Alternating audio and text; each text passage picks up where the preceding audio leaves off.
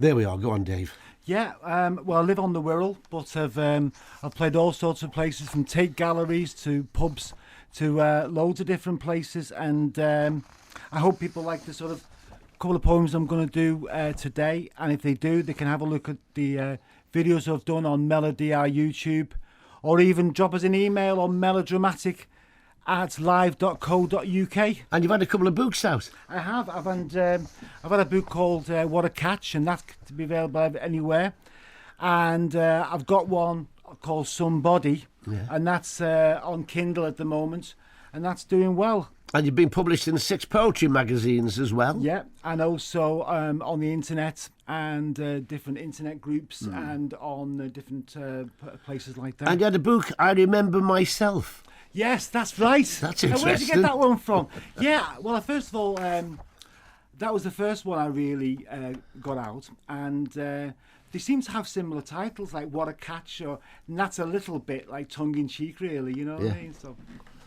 Well, you picked the title, surely. Yes, I do. Yeah. I do. So, so what are your poems usually aimed at? Is there one specialist theme that you do?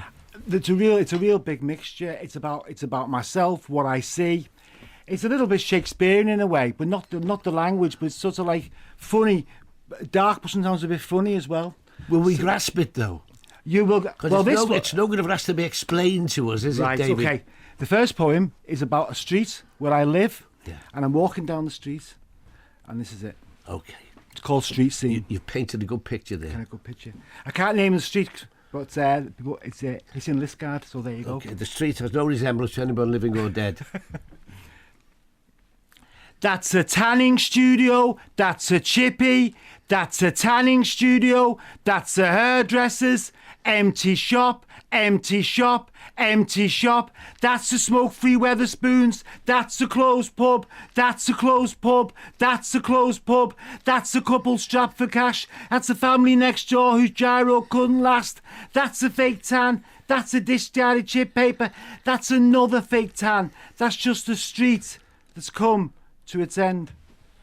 I'm not having that, Dave. No? No, there's not a pizza shop anywhere in that street, and they don't exist. You can't have a shop without a pizza parlour. They don't exist. To give that poem some credibility, David, you've got to slip a pizza parlour in there somewhere. But it might not rhyme then. I'm sure you'll be able to make it rhyme. But I get the gist of it. I like that. Yeah. Closed, pub closed. I just walked down the street and I actually saw it. Bang, bang, bang, yeah. It's so sad as well, isn't it? It is, and it's sort of where the high street's gone, and it's people's lives. But it's picking up. There just isn't the cash round, and it's a bit sad. But as you see, I try to make it a bit. I know. I mean, we go to a little cafe behind here called the Hole in the Wall.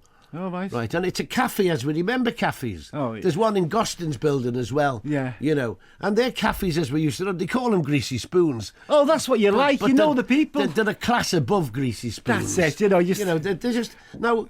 You know, we're losing them. We're becoming a world of those coffee shops which are called cafes. That's it. You understand what I mean? Yes, that's it. And they're not the cafes we know. There's not the connection between the owner and you when you go in there. Yeah. And the atmosphere is different and everything. And people need it, and people are going out. But see, I see I'm putting it down on it now, and they told me how to be happy. I love the cafes. Yeah, you know, I do. Okay, I mean, obviously the other ones exist, and a lot of people use them, mainly the young people. You know, I mean, I'm just so ordinary. I only want coffee with granules and water.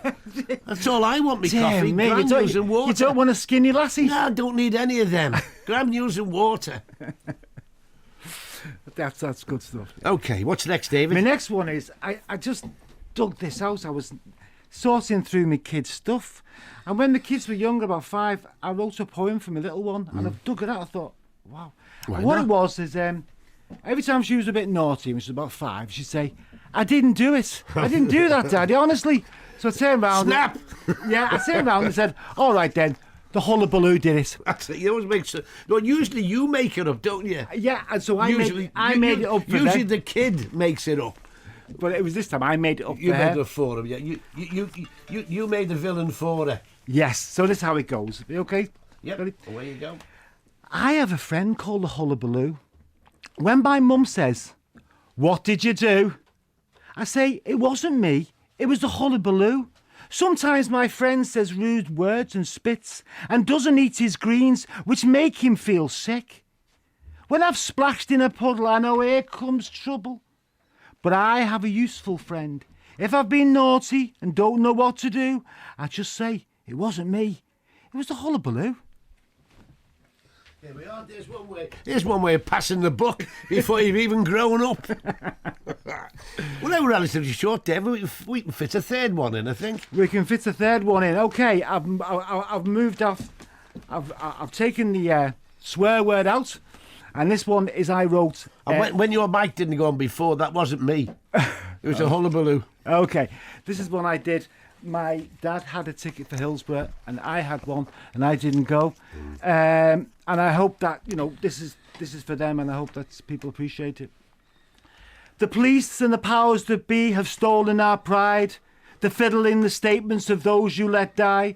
Gone past the cut-off points of caring. Who was left in the pile? Leave the ambulances revving. There's no need to push through. They're only football supporters, not like me and you. You're conceited and arrogant, and you're blaming the dead for dying. Hats off to those who never gave up trying.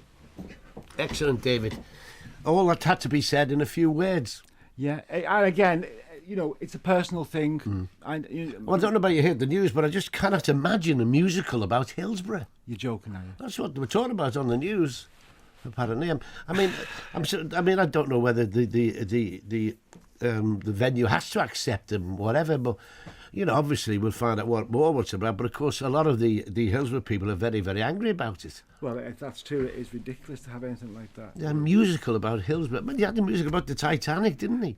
I think. But that was 100 years after. That's totally different. At the end of the day, the truth is only just coming out, and people only just. But with the Titanic musical, that was 100 years after. That's a different ballgame. And probably anybody who's affected by it. Yeah, is it's no well with gone. us. Oh, but you just can't. But a musical about Hillsborough, I just cannot imagine anybody coming up with such an idea. I just couldn't. I don't know where the hell that's coming from. Well, thank you for popping in, David. I enjoyed those three little ticklers. Little ticklers, and hopefully again. Okay. I'm sorry about there's no money for this. If the hullabaloo promised you money, that's his fault. Well, I thought it was every time I say it, I get $1,000.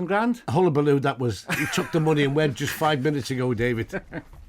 Thanks a lot, mate. Thank you. Our poet for today, David R Mellor. Do you want to give a website out, Dave? Yeah, well, if you actually contact, I've got the Poetry of David R Mellor Facebook, or email me at melodramatic.live.uk, and I'm always available for gigs all over the world. Theatres, concert rooms, yes, front rooms, toilet seats, anywhere.